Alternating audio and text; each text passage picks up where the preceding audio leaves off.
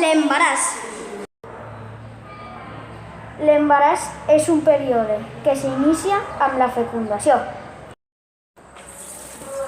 i acaba en el part. acostuma a durar unes 40 setmanes.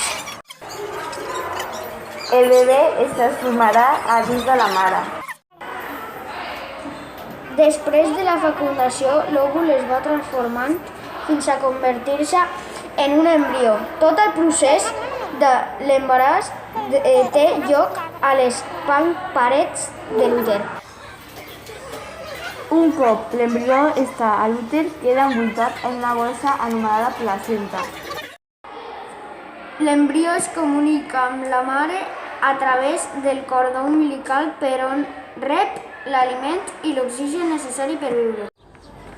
El líquid amniòtic és el líquid que envolta el bebè dins de la placenta. Es canvia unes 4 vegades al dia.